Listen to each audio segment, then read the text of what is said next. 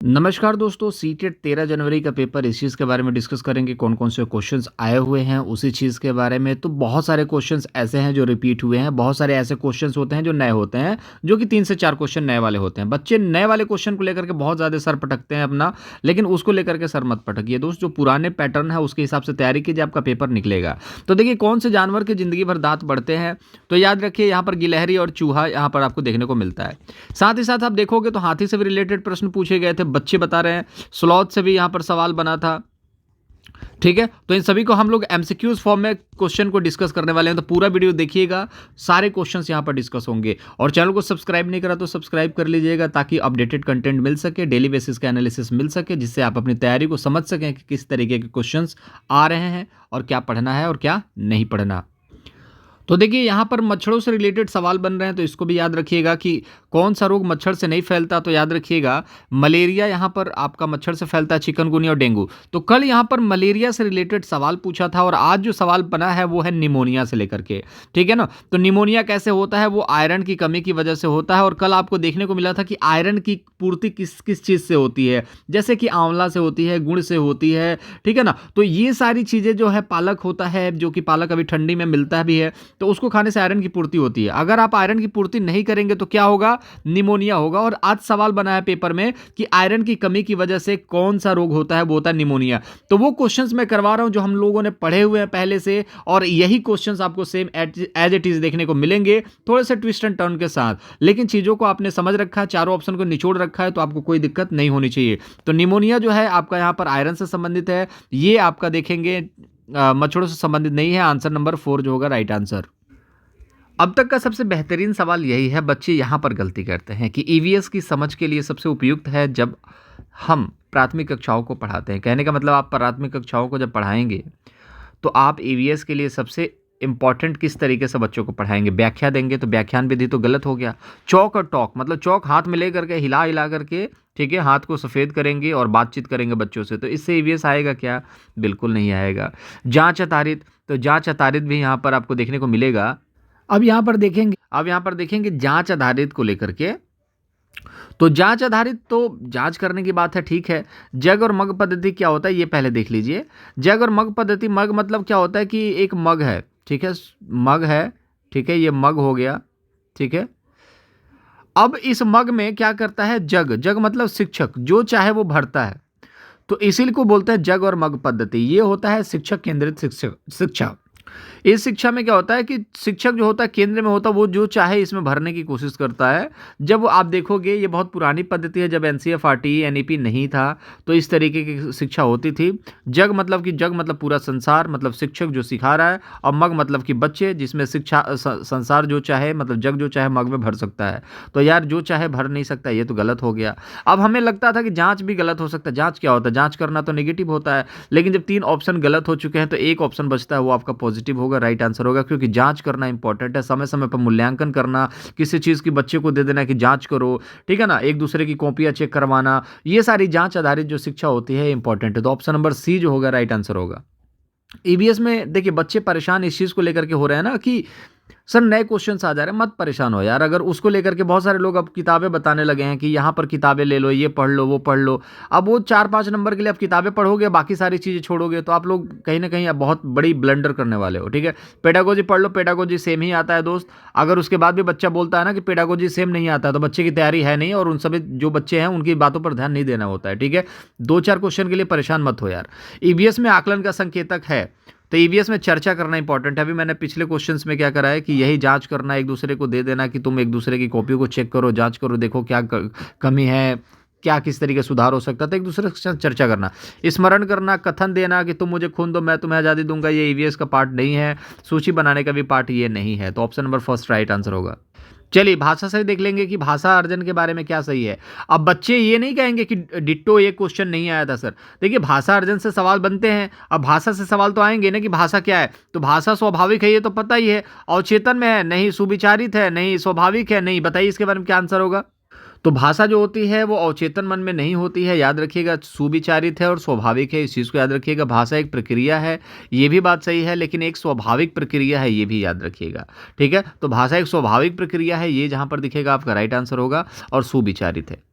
चलिए यहाँ पर देखेंगे कि शिक्षार्थी केंद्रित कक्षा। देखिए अब बाल शिक्षा केंद्रित जो केंद्रित शिक्षा है उससे सवाल नहीं बनते हैं क्या? बनते हैं यार। लेकिन वही है कि आप इधर उधर की बातों को पढ़ने में अपना टाइम वेस्ट करेंगे। इच्छा आपकी है दोस्त। जिस कक्षा में अध्यापक निर्णय लेते हैं और आत्मनिर्भर होते हैं, तो जिस कक्षा में अध्यापक निर्णय लेते हैं वो उसको शिक्षार्थी केंद्रित नहीं शिक्षक केंद्रित कक्षा बोला जाता है। जिनमें अधिगम का समग्र उत्तरदायित्व तो अध्यापक पर होता है। मतलब समग्र मतलब पूरा आ गया तो निगेटिव है, और सब पूरा अगर आ गया अध्यापक के ऊपर तो फिर निगेटिव हो जाएगा। इस चीज़ को याद रखिएगा, ठीक है। अगर पूरा सब कुछ अगर बच्चों के ऊपर ही हो जाएगा तो भी नेगेटिव होगा दोस्त, क्योंकि हर चीज़ बच्चों के ऊपर नहीं है, क्योंकि वहाँ पर अध्यापक भी है और सभी को मिला करके एक कहीं ना कहीं देखोगे तो एक शिक्षार्थी केंद्रित बच्चा है बनता है। अब सिर्फ और सिर्फ आप देखोगे तो केंद्र में रख करके शिक्षक को नहीं लेके चला जा सकता है कि शिक्षक जो चाहे वो कर सकता है, ऐसा नहीं है। जिसमें विद्यार्थियों की बहुत कम संख्या पर ध्यान दिया जाता है तो ये गलत हो गया। किसी कम संख्या के विद्यार्थियों को पहले डेस्क वाले को ज़्यादा अप्रोच दो, ज़्यादा बढ़िया से चीज़ों को समझाओ सिखाओ, उन्हीं से बार बार क्वेश्चंस पूछो, तो ये गलत चीज़ होती है, ठीक है। तो शिक्षार्थी केंद्र में पूर्व ज्ञान को जोड़ा जाना, अनुभवों को जोड़ा जाना, शामिल किया जाना, ये इंपॉर्टेंट है। Option number 4। ये बहुत सारे क्वेश्चन मैंने करवाए हुए हैं, आप लोगों ने देखा भी होंगे। नहीं देखा होगा तो टैग बोर्ड की वीडियो है उसको देखिए, जितने की मैंने। अब मैं क्या करने वाला हूँ, अब मैं मैराथन लाऊंगा, आप लोग बता दीजिएगा अगर मैराथन अगर आपको चाहिए, ठीक है। ईवीएस का मैराथन, पेडागोजी का अगर मैं बात करूं सीडीपी में, ठीक है, और हिंदी का, संस्कृत का, सभी के मैराथन मैं चाहता हूं लाने के लिए, क्योंकि 2 से 3 दिन पेपर है नहीं।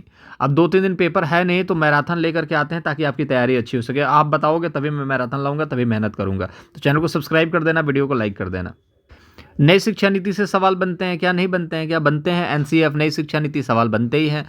राष्ट्रीय शिक्षा नीति 2020 क्या कहती है कि विद्यालय में अधिगम के लिए बहुभाषिता और भाषाओं की सख्ती आवश्यक है, ठीक है। आगे की शिक्षा को सहज बनाने के लिए विद्यालय में प्राथमिक चरण माध्यम के रूप में अंग्रेजी भाषा हो, तो अंग्रेजी भाषा के बारे में बात ही नहीं करी जाती है कि कोई भाषा के बारे में तो बात ही नहीं करी गई। सभी भाषा अधिगम मातृभाषा में ही होनी चाहिए, सभी भाषा अधिगम मातृभाषा में होनी चाहिए, ठीक है।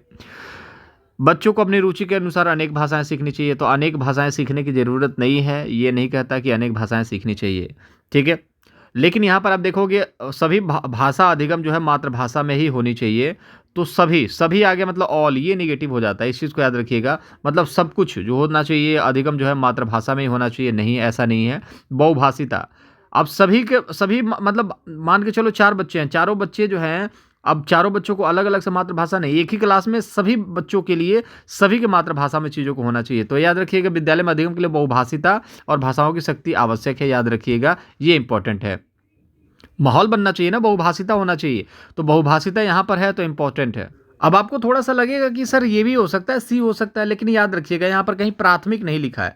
जब कहीं प्राथमिक नहीं लिखा है तो मातृभाषा की बात नहीं होगी हमेशा के लिए। तो सभी भाषा अधिगम, देखिए अधिगम जो है मातृभाषा में होना चाहिए क्लास 5 तक, ठीक है, लेकिन उसके ऊपर है बहुभाषिता इंपॉर्टेंट है। तो नई शिक्षा नीति जो है बहुभाषिता पर बल देती है, आपको भी पता है इस चीज़ को, ठीक है। तो मोस्ट अप्रोप्रिएट जो आंसर होगा ऑप्शन नंबर 1 होगा। आपको लगेगा सी है, लेकिन यहाँ पर देखिएगा ऑप्शन नंबर 1 राइट आंसर होगा। बाकी अगर आपको डाउट होता है तो आप जरूर कमेंट बॉक्स में मुझे एक बार बताइएगा, ठीक है। चलिए यहाँ पर देखिएगा परिवर्तन से पूछे जाते हैं, विकास से सवाल आते हैं, आनुवांशिकी पर्यावरण से सवाल बनते हैं। आनुवांशिकी और पर्यावरण का अनूठा संयोजन की बात अगर हम करेंगे तो याद रखिएगा इसी से विकास का यहाँ पर कारण है, ठीक है। D बराबर H/E। हेरिडिटी बढ़ेगा तो इन्वायरमेंट भी बढ़ेगा, इन्वायरमेंट बढ़ेगा तो हेरिडिटी भी। तो एनवायरमेंट का माहौल अगर खराब है तो हेरिडिटी पर असर पड़ता है, और हेरिडिटी अगर खराब है तो इन्वायरमेंट पर भी असर पड़ता है। तो विकास जो है दोनों दूसरे के पूरक हैं, ठीक है। तो D बराबर H/E, एक दूसरे का अनूठा संयोजन, याद रखिएगा ऑप्शन नंबर 1 राइट आंसर। देखिए यहाँ पर सर्दियों में मेरी दादी, अब सर्दियों का मौसम चल रहा है तो सर्दियों में मेरी दादी अक्सर त्वचा के रूखेपन से बचने के लिए घोल लगाती है। अब कुछ बच्चे आ जाएंगे कहेंगे ये प्रश्न नहीं पूछा था, मैंने आज पेपर दिया है। तो यार जो नहीं पूछा था तो बता दो कमेंट बॉक्स में क्या क्या पूछा था, शाम को भी बना देंगे वीडियो। ये क्वेश्चंस जो हैं बच्चों ने ही बताए हैं। अब बच्चों ने सही बताए हैं गलत बताए हैं, इस चीज़ की हम अगर जांच करने बैठ जाएं तो हमारा तो पूरा दिन निकल जाएगा, तो मैं रिव्यू कैसे कर पाऊंगा पेपर का। तो इस चीज़ को जो बच्चों ने बताया उसी क्वेश्चंस को लेकर के आप लोगों के सामने आया हूं दोस्त। आपको लगता है कुछ अलग क्वेश्चंस आप लोग जरूर भेजिएगा, उन क्वेश्चंस को भी देख लेंगे, कोई दिक्कत नहीं है। तो याद रखिएगा सर्दियों में त्वचा का रूखेपन के लिए आप लोग बहुत सारी क्रीम लेकर के आते हैं बाहर से, ठीक है, मॉइस्चराइजर जिसको कहा जाता है। उसके अंदर क्या क्या मिला होता है तो याद रखिएगा उसके अंदर ग्लिसरीन जरूर होता है, जो कि आप लोग आप लोग लिप पर लगाते हैं, होठों पर लगाते हैं कुछ, उसको ग्लिसरीन, वो ग्लिसरीन से बनता है, ठीक है। तो ग्लिसरीन, नींबू भी लगाया जाता है, जल, गुलाब जल जिसको बोला जाता है। ऑप्शन नंबर 3 जो होगा राइट आंसर होगा, सेकेंड जो है राइट आंसर है। चलिए, पक्षी से भी सवाल बना था, आपको भी पता है कि पक्षियों से रिलेटेड सवाल है। जो बंदा पूरा वीडियो देखेगा ना, जो बच्चा, वो समझ लो कि उसको बहुत कुछ यहाँ पर सर ले करके जाने वाला है। लेकिन अगर ऊपर ऊपर से 1-2 मिनट आप भटक रहे हो, इस चैनल पर भी देख लो, इस चैनल पर भी देख लो, इस चैनल पर देख लो, तो आप माफ़ करना, आप अपना टाइम वेस्ट कर रहे हो, आप सिलेक्शन के काबिल हो नहीं। ठीक है, तो आपको सिलेक्शन के काबिल बनने के लिए आपने 2-4 10 मिनट की वीडियो देख ली, और उसके बाद अपना पेपर के लिए आप अपने पीडीएफ से तैयारी करो तो पीडीएफ से तैयारी करो, किताब से करो तो किताब से करो। ये इंपॉर्टेंट होता पढ़ने का, ये स्ट्रेटजी है। नहीं दिन भर आप बस वीडियोस देखते रहोगे यूट्यूब पे, तो चाहे मेरे हों चाहे किसी के भी हों, चाहे मेरे ही दिन भर वीडियो देखोगे, उससे आपका सिलेक्शन नहीं होगा, ना ही आप क्वालिफाई कर पाओगे। आपको क्वालिफाई करना है तो आपको सेल्फ स्टडी ही करनी पड़ेगी। हमारे जो वीडियोस होते हैं वहाँ पर आपको डाउट क्लियर किया जा सकता है, इसके अलावा कोई महाज्ञानी नहीं बना सकता, किसी का वीडियो महाज्ञानी नहीं बनाता है। ठीक है, वो आपको सेल्फ स्टडी से ही करना पड़ेगा। ठीक है ना। एक छोटे से पेड़ या झाड़ी की शाखा से लटकने वाला, घोंसला बनाने वाला शकरखोरा पक्षी के बारे में यहाँ पर सवाल बना था, बच्चों ने कहा था, तो बताइएगा। उसको सूर्य पक्षी शकरखोरा बोला जाता है, याद रखिएगा, सनबर्ड बोला जाता है। ठीक है। कौवा जो होता है वो सबसे ऊंची डाल पर, तारों पर आप देखोगे तो घोंसला बनाता है। कोयल जाकर के बोलती है कि मेरे अंडों को से दो, तो कोयल जो है जो अंडे दे देती है, तो कौवा उसकी निगरानी करता है। बारबेट पक्षी के बारे में अगर हम बात करेंगे दोस्तों, बारबेट पक्षी जो होता है पेड़ के तने में अपना घोंसला बनाता है। ठीक है। भारतीय रॉबिन की बात करें, किलचिड़ी, इसका जो चोंच है उसके अंदर लाल रंग का हिस्सा होता है। दूसरी बात है पत्थरों के, पहाड़ों के पत्थरों पर ये अपना क्या बनाता है, अपना घोंसला बनाता है। तो कुछ इंपॉर्टेंस थे, इनको हम लोगों ने डिस्कस कर लिए। अब यही बार बार पूछे जाते हैं, और एक आधा सवाल अगर कुछ बना करके पूछ दिया तो अब लगे, अब एनसीईआरटी के 8 से 12 क्लास तक की चीज़ों को पढ़ने लगा वो किताब पढ़ने, कि अब कहाँ से प्रश्न आ रहे हैं। तो पढ़ो यार, अपना टाइम वेस्ट करो, आपकी इच्छा है। हाथियों से भी सवाल बनते हैं, मैंने बार बार बता दिया है, बाकी एक बार और बता देता हूँ कि हाथियों के झुंड का मुखिया कौन होता है। तो सबसे उम्र दराज जो है मादा हाथनी होती है, मतलब कि दादी अम्मा जो होती हैं वो बनती हैं। दूसरी बात करें, हम 13 से 15 साल में हर नौजवान किशोर जो होता है अपना झुंड छोड़ देता है और अपने मन मर्जी करने के लिए ज़िंदगी से आज़ाद हो जाता है, मतलब कि समूहों से आज़ाद हो जाता है। तो जो समूह के मुखिया है वो दादी अम्मा है, लेकिन 3 से 15 का जो किशोर हुआ बच्चा है वो अब झुंड को छोड़ देता है। एक 3 महीने का बच्चे का जो वजन होता है 200 किलोग्राम होता है, जिसको 2 कुंटल कहते हैं। एक दिन में पत्तों की संख्या अगर हम बात करें, 100 किलो पत्ते मतलब 1 कुंटल पत्ते ये खा लेते हैं। ये देखा जाए तो ये साउथ में आप देखोगे तो तमिलनाडु में इसको विरासत पशु, भारत का भी विरासत पशु इसको बोला जाता है। गर्मी लगती है तो ये क्या करता है, पंखों के सहारे अपने आप को हवा देने का कार्य करता है। जल में रहना इसलिए पसंद करता है क्योंकि इसको गर्मी लगती है। गर्मी क्यों लगती है? क्योंकि इसका स्किन जो है काला है, ब्लैक है। ब्लैक क्या करता है, जो सनलाइट है, जो हीट है, उसको एब्जॉर्ब करता है, मतलब अंदर अपने अंदर सिकोड़ करके रख लेता है। ठीक है, जैसे आपको 10 रुपये दिया, आपने जेब में रख लिया, वैसे ही ब्लैक अगर दिखेगा तो हीट को क्या करेगा, अपने अंदर रख लेता है। ठीक है ना। तो वो सारी चीज़ें हैं, इंपॉर्टेंट है, इसको याद रखिएगा आप। इससे ज़्यादा कुछ सवाल बनता नहीं है, बस सरदार के बारे में पूछा जाता है। तो सबसे उम्रदराज हाथी कितने पत्ते खाता है, तो 200 किलो पत्ते नहीं खाता है, यही वाला ऑप्शन होता है। 100 किलो ही पत्ते खाता है, इस चीज़ को याद रखिएगा। 3 से 4 घंटे सोता है, मेहनती होता है, ये भी याद रखिएगा। ये नहीं कि बड़ा है, मोटा है, तो इसको आलसी बना दो, ऐसा नहीं है। आलसी भैंस होता है, ठीक है, जिसके बारे में पूछा ही नहीं जाता पेपर में। एक प्रश्न यहाँ पर देखेंगे, जो बच्चे बोल और सुन नहीं सकते वो किस माध्यम से सीखते हैं? तो क्या इस तरीके के प्रश्न नहीं आते हैं? सांकेतिक भाषा से प्रश्न तो खूब पूछे जाते हैं दोस्त, ठीक है ना। तो ब्रेल लिपि जो होता है, जो बच्चे देख नहीं सकते वो ब्रेल लिपि है। यहाँ पर 6 लेटर के उभरे हुए संरचना होती है जिसको छू करके बच्चे सीखते हैं। लुइस ब्रेल ने इसकी स्थापना की थी, इसकी खोज की थी, इसके बारे में बताया था, इसका आविष्कार किया था, इस चीज़ को याद रखिएगा। ठीक है। ब्रेल लिपि कब बनाया जाता है, कमेंट बॉक्स में छापिए। अगर यहाँ तक अगर आपने देख लिया तो मतलब आप डेडिकेटिव हो, आप चीज़ों को सीखना चाहते हो। और अगर आप यहाँ से चले गए होंगे तो मेरी बात ही नहीं सुन रहे होगे, कोई बात नहीं, आपकी इच्छा है दोस्त। सांकेतिक भाषा की बात करें, जो बच्चे बधिर बोला जाता है, जो बच्चे सुन नहीं सकते और जो बच्चे बोल नहीं सकते। रीज़न मैं जहाँ तक जानता हूँ कि जो बच्चा सुन नहीं सकता वो बच्चा बोल ही नहीं सकता, क्योंकि LAD होता है, चौमस्की क्या कहते हैं, LAD होता है, भाषा अर्जन क्षमता होती है बच्चों के जन्म के साथ ही। लेकिन भाषा जब सुन ही नहीं सकता तो अर्जित नहीं कर सकता। और जब बच्चा भाषा सीखेगा ही नहीं तो उसका जीव वगैरह सब ठीक है, बट वो जब उसके दिमाग में खोपड़ी में जाएगा ही नहीं, तो LED जब एक्टिवेट ही नहीं होगा, उसमें डाउनलोडिंग ही नहीं होगा, तो बच्चा बोल ही नहीं सकता। इसीलिए जो बच्चे सुन ही नहीं पाते हैं वो कभी बोल नहीं सकते। इसीलिए देखा जाएगा दोनों कॉम्बिनेशन साथ में रहता है, ठीक है ना। तो बच्चे लोग कहते हैं कि सुन भी नहीं पाता, बोल भी नहीं पाता। यार जब सुना ही नहीं बचपन से, तो चीज़ों को सीखा ही नहीं, भाषा सीखा ही नहीं, तो बोलेगा कैसे? जबकि उसके गला वाला सब ठीक है, कंठवंठ सब ठीक है, लेकिन नहीं बोल सकता। ठीक है। मातृभाषा, NEP बोलता है कि 5वीं क्लास तक मातृभाषा में बच्चों को यहाँ पर शिक्षा देनी चाहिए। स्थानीय भाषा होती है वो भाषा जो कि स्थान की भाषा होती है, जिसको सामूहिक भाषा भी कहा जाता है। सवाल इससे भी बनते हैं। इसका जो राइट आंसर होगा, जो बोल नहीं सकते, सुन नहीं सकते, उसको सांकेतिक भाषा बोला जाता है, जिसको साइन लैंग्वेज बोला जाता है, जिसको इशारों में बताना होता है। ठीक है। चलिए इसके बारे में बताएंगे कि निम्न में से कौन सा अन्य से अलग है। ठीक है, तो नदी, पहाड़, झरना, तालाब, झील, तो इससे भी सवाल बनते हैं। 4 ऑप्शंस आपको दे देगा। मैं ये नहीं कह रहा यही क्वेश्चन पूछे गए थे दोस्त, मैं बार बार यही कहता हूं कि सेम क्वेश्चन आपको बहुत सारे, मैं अगर 20-25 क्वेश्चन करवा रहा हूं, इतने बड़े बड़े ऑप्शन लेकर के आ रहा हूं, तो इतना बड़ा ऑप्शन बच्चे ने बताया थोड़ी होगा। लेकिन हाँ, उसने बोला कि प्रतिभावान बच्चे से सवाल बन रहे हैं, तो हमने प्रतिभावान वाले क्वेश्चन को लेकर के आए जो प्रीवियस ईयर में पूछे गए हैं, उनसे आप प्रैक्टिस करो ना, यही तो सवाल बनेंगे। और कौन से नए सवाल बनेंगे? पेडागोजी के सवाल ऐसे ही होते हैं। तो नदी, पहाड़, झरना, झील, तालाब। अब देखो, नदी में भी पानी होता है, झरना में भी होता है, तालाब में भी होता है, झील में भी होता है, लेकिन पहाड़ में यहाँ पर पानी नहीं होता है। तो याद रखेंगे, पहाड़ मतलब पर्वत, ये जो होगा आपका यहाँ से भिन्न है। इस तरीके के सवाल बनेंगे। अब देखिए, आई से सवाल बन रहे थे। आई मतलब बोधगम्य निवेश के बारे में बात करा जाएगा। स्टीफन क्रैसर से यही एक सवाल बन रहा था बार बार, अभी बीच में बना नहीं है, लेकिन अब बनेगा। अब अगला शिफ्ट जो स्टार्ट होगा क्रैसमर से स्टार्ट होगा। याद रखिएगा, क्रैशन के अनुसार यदि एक विद्यार्थी आई की अवस्था में है तो I+1 जो स्तर के किस प्रकार के निवेश से अर्जन संभव है। मतलब आपकी क्षमता ये है, आई मतलब आप इंटेलिजेंट हो, लेकिन I+1 मतलब आपके अंदर प्लस हो गया, मतलब कि आप एक ग्रेड लेवल हो गया। जैसे आपने देखा होगा नोट 9 चल रहा है, अब क्या होगा, नोट 9 में +1 कर देंगे तो अपग्रेड वर्जन हो जाएगा, मतलब कि नोट 10। ठीक है ना, नोट 10, ये मोबाइल की बात कर रहा हूं, नोट 10 हो गया। मतलब कि क्या हुआ, उसके अंदर उसके स्तर में थोड़ा सा वृद्धि कर दिया गया, उसके कैमरे में मेगापिक्सल बढ़ा दिए गए, उसके मेमोरी में थोड़ी सी चीजें चेंजिंग कर दी गई, उसके प्रोसेसर में थोड़ी चीजें चेंजिंग कर दी गई। तो आई तो आप चल रहा है, लेकिन एक ऐड कर देंगे तो आपका लेवल थोड़ा सा बढ़ जाएगा, तो उसी को बोधगम्य निवेश कहा जाता है। आई होप आपको ये चीजें समझ में आई होंगी। इससे ज्यादा सवाल नहीं बनते हैं, इतना ही बनेगा दोस्त। निपुण भारत से भी सवाल बनते हैं, आप लोगों को पता है। निपुण भारत के बारे में आपको बता भी रखा है, कल भी मैंने इस चीज के बारे में बात करी थी।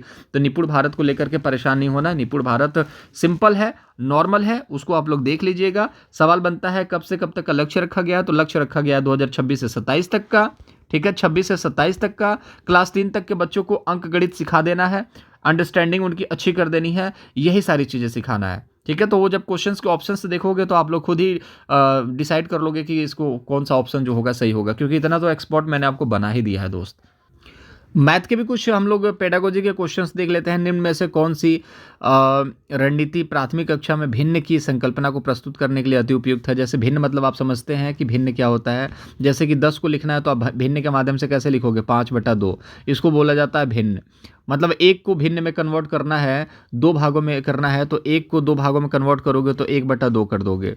ठीक है, कि आधा तुमको आधा तुमको। तो इसके लिए एक टीचर होने के नाते आप किस तरीके से समझाओगे, बच्चों को लिखोगे। देखो बच्चों, 1 का आधा कितना होता है, 1/2। 10 का आधा कितना है, 5/2। तो बच्चे कंफ्यूज हो जाएंगे, कहेंगे 5 तो बड़ी मुश्किल से सीखा था, मैडम ने 5/2 सिखाना स्टार्ट कर दिया है, बड़ी दिक्कत है ज़िंदगी में। ठीक है, तो ये गलत ऑप्शन हो जाएंगे आपके। भिन्न का उदाहरण लिखना, उदाहरण लिखवाना अच्छी बात है।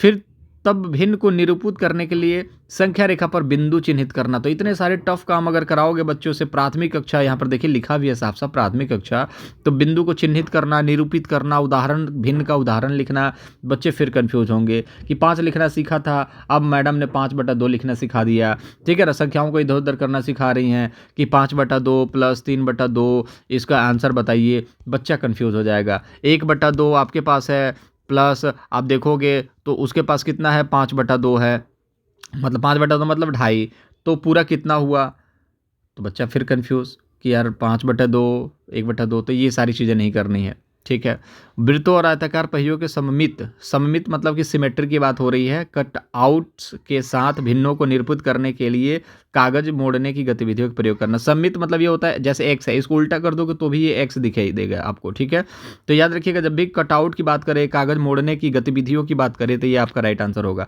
क्योंकि क्लास में जब आप गतिविधियां करवाओगे, जैसे एक पेज है, इसको बोलोगे कि इसका आधा कितना होगा, तो बच्चे इसको फोल्ड करो, तब इसको ये फोल्ड कर दिया, इसको फाड़ दो, फाड़ दिया, इसको दे दो और इसको दे दो, ये कितना हुआ, आपके पास कितना गया, आधा, आपके पास कितना गया, आधा। ठीक है, तो इस तरीके से सिखाना है। ठीक है, इसको आप 4 भारी में डिवाइड कर दो, तो ये कितना हो गया, पहले 1/2 था, मतलब 2 हिस्से कर दिए गए, 1 का कितना हिस्सा किया गया, 2। अब इसको 4 हिस्से कर दो, तो अब 1 का कितने हिस्से हो गए, 4। कितने हिस्से हो गए, 4। चीज़ें समझ में आ रही हैं कि नहीं, बिल्कुल आ रही है। अब बच्चों इसको हम लोग 8 हिस्सा कर देंगे तो नीचे कितना आ जाएगा, तो मैम 8 आ जाएगा सर, 8 आ जाएगा। चीज़ें समझ में आ रही हैं, तो इस तरीके से बच्चों को सिखाना होता है।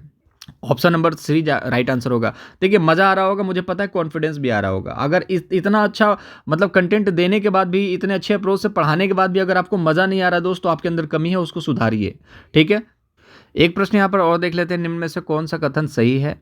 बच्चों का विकास का सामाजिक संस्कृति परिप्रेक्ष्य में होता है। बच्चों का जो विकास होता है वो सामाजिक सांस्कृतिक परिप्रेक्ष्य में होता है, मतलब सामाजिक और संस्कृति के पास जब बच्चे रहते हैं उसी के हिसाब से चीज़ें होती हैं।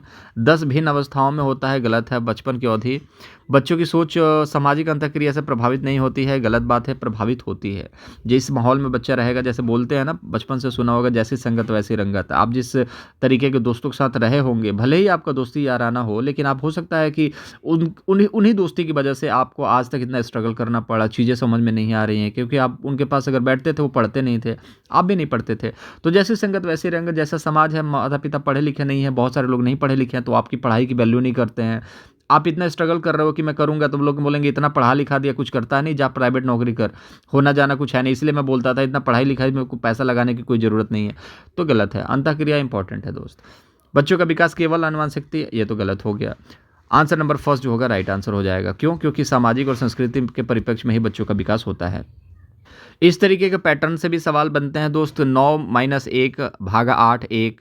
ठीक है, तो यहाँ पर देखिए सारा 8 8 है, यहाँ पर भी 8 8 है। ठीक है, अब आगे देखते हैं। यहाँ पर 1 2 1 2 3 1 2 3 4, तो 1 2 3 4 5 होना चाहिए। 1 2 3 4 5 1 2 3 4 5 1 2 3 4 5, इसको गलत कर दीजिए। एक यहाँ पर देखिए 1 2 3 4 यहाँ पर है। अब यहाँ पर देखिए 4 4 4 4। ठीक है, यहाँ पर क्या होना चाहिए? 1 2 3 4 है, तो अब 5 वाला सही होना चाहिए। तो यहाँ पर देखिए पहला तो गलत हो ही चुका है, अब 5 वाला सही होना चाहिए। तो दूसरे में देखिए 4 है, यहाँ पर भी 4 है, ये आपका राइट आंसर हो जाएगा। आगे भी देख लेते हैं। 9 8 9 8 9 8 7 9 8 6 9 8 7 6, तो 9 8 7 6 5 होना चाहिए। तो 9 8 7 6 5 है। तो इस तरीके के सीरीज वाले क्वेश्चंस होंगे, जो आप दिमाग लगाओगे खुद लग जाएगा, कोई दिक्कत नहीं, बहुत ज़्यादा सिरदर्दी वाला काम नहीं है। तो कुछ इंपॉर्टेंट क्वेश्चंस और हैं, देख लेते हैं। स्लॉथ से सवाल बने थे, मैंने आपको स्लॉथ के क्वेश्चंस करवा दिए हैं। स्लॉथ जो है वो भालू जैसा आपका दिखता है, चिंपैंजी जैसा नहीं दिखता है, याद रखिएगा। स्लॉथ जो है वृक्ष की शाखा पर उल्टा लटक करके सोता है, रात्रिचर होता है, रात्र में सोता है, तैराक होता है, 22 घंटे नहीं सोता है, वो 17 घंटे सोता है, इसको याद रखिएगा। ज़िंदगी भर 8 पेड़ के पत्ते खाता है, हफ्ते में एक बार नीचे उतरता है शौच करने के लिए, नहाता है, सब कुछ करता है, तैराक भी है, तैर भी लेता है, रात्रि को निकल करके चलता है। ठीक है, तो ये इंपॉर्टेंट है, इससे ज़्यादा सवाल यहाँ से बनते नहीं हैं, बस एक सवाल तो बनता है, बस बच्चों ने बताया तो वो क्वेश्चंस मैंने आपके सामने रख दिए। देखिए बंगाल की खाड़ी से सवाल बने हैं या फिर अरब सागर के सवाल बने हैं, लेकिन सवाल बन रहे हैं, तो ये क्वेश्चंस जो बन रहे हैं, तो याद रखिएगा कि बंगाल की खाड़ी किधर है, आपकी बंगाल की खाड़ी इधर की तरफ है। तो इधर कौन से राज्य हैं? इधर है गुजरात है, फिर आपका महाराष्ट्र गोवा है, फिर कर्नाटक है, फिर केरल है। तो यहाँ पर देखिएगा गुजरात, महाराष्ट्र, कर्नाटक, केरल, फिर गोवा, ये जहाँ पर भी देखेंगे गलत हो जाएंगे। तो महाराष्ट्र कहाँ पर है? आपका अरब सागर के किनारे हैं, ये अरब सागर है, इधर इधर बंगाल की खाड़ी है। केरल है, ये केरल कहाँ पर है? ये भी आपका अरब सागर है। गोवा है, ये भी अरब सागर है। लेकिन उड़ीसा जो है, उड़ीसा यहाँ पर है। ठीक है, आंध्र प्रदेश उसके नीचे है, तमिलनाडु उसके नीचे है, तो ये कहाँ पर है? अरब सागर। ठीक है, तो चीज़ें आपको समझ सॉरी ये बंगाल की खाड़ी है, तो पूछा क्या है? बंगाल की खाड़ी। तो बंगाल की खाड़ी इधर आप देखोगे, उड़ीसा, आंध्र प्रदेश, तमिलनाडु, ये बंगाल की खाड़ी की तरफ है, तो ये राइट आंसर। इस तरीके के सवाल बनते हैं। मैं फिर एक बार कह रहा हूँ, अगर आप बहुत ज़्यादा अगर परेशान हो गए हो ना 3-4 नए क्वेश्चन को लेकर के, और इधर उधर के एनसीईआरटी छोड़ करके कुछ और पढ़ रहे हो, या फिर कोई भी किताबें लोग रिकमेंड कर रहे हैं आप पढ़ रहे हो, तो आप पढ़ो, आपकी इच्छा है दोस्त। लेकिन मैं जहाँ तक समझता हूँ कि जो पैटर्न है उस पैटर्न के हिसाब से जाओ। 2-4 क्वेश्चन हमेशा आपको गुमराह करने के लिए, भटकाने के लिए डाले जाते हैं, ताकि बच्चा भटके। और इसी चीज़ की तो परीक्षा ली जाती है ना, कि बच्चा कितना मेंटली स्ट्रांग है, उसके ऊपर विपत्ति आती है तो वो किस तरीके से हैंडल करता है। मैं सारी चीज़ें सिखाने की कोशिश कर रहा हूँ, नहीं सीखना चाहते, आपकी इच्छा। मैं कह रहा हूँ जितना पढ़ा है उसी को कर लीजिए, उसी में से काम आपका हो जाएगा। पेडागोजी पढ़ लीजिए, वो वैसा ही आता है। आपके कॉन्सेप्ट क्लियर होने चाहिए, पेपर कोई भी टफ नहीं होता। कॉन्सेप्ट क्लियर है तो सीटेट सबसे आसान है, कॉन्सेप्ट क्लियर नहीं है तो सीटेट से मुश्किल कोई एग्जाम हो भी नहीं सकता। टेक योरसेल्फ, अपना ख्याल रखिएगा। वीडियो को लाइक कीजिएगा। वीडियो में कोई हेल्प मिली हो, वीडियो से कोई मदद मिल रही हो, या कुछ सजेशन हो, सुझाव हो, तो कमेंट बॉक्स में ज़रूर बताइएगा। चैनल को सब्सक्राइब करेंगे तो अपडेटेड कंटेंट मिलेगा। अगर चैनल के साथ जुड़े हैं तो आपको फायदा हो रहा है, तो चैनल को सब्सक्राइब कीजिए, दोस्तों के साथ शेयर कीजिए।